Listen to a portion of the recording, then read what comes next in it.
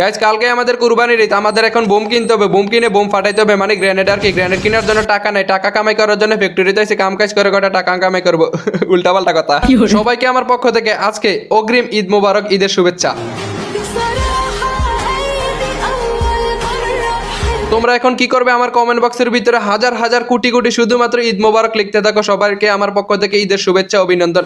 হাজার হাজার কোটি কোটি, এটা তো সম্ভব না। আচ্ছা সবাই ঈদ মোবারক উড়াদুরা লিখতে থাকো। এখন আমি একটা সাথী ভাই এডিটিং করে সুন্দর করে আমার গন্তব্যস্থানে পৌঁছে গেছি। একটা যুবককে আমি ফায়ার করতে চাইছিলাম, কিন্তু যুবকটা আমার হাত থেকে বেঁচে গেছে। এদিকে চলে এসে একটু পরে দিকে চিপার ভিতরে এটা মরতে গেছে, মাথার ভিতরে পিটা দিয়ে একটা দিয়ে দিছি। এটাকে লোড বক্স তৈরি করতে চাইছিলাম, তখনই একটা যুবক এসে দিকে আরে আরে ওই বেটা ওই কল্লিটা কিন্তু আমার কিলটা চুরি করে নিয়েছে। আমি আবার রেগে যাই, রেগে সুন্দর করে একটা ওটুয়েশন মেরে দিয়ে এখানে সানডে মানডে ক্লোজ করে দিছি। 5-6 বছর পরে দিকে আরেকটা যুবক এখান থেকে চাকিসবিরি নিতে, চাকিসবিরি গন্ধ টানে একেবারে চলে ওটুয়েশন মেরে সানডে মানডে ক্লোজ। 50 বছর পরে দিকে একটা যুবক লাভ স্থানে বসে, মানে জন্মস্থানে বসে পোলাবেন গুলোকে জন্ম দিতেছে টেস্টার গানের বাড়ি বড়ি খেয়ে। এখানে সানডে মানডে পুরো বংশ শেষ। একটা যুবক এখানে নিরু ছাড়ছে, নিরুটা ছাড়াতে আমি রেগে যাইতে ছেলেটার মাথায় পিঠে দিয়ে হাসপাতালে ভর্তি করাই যাই।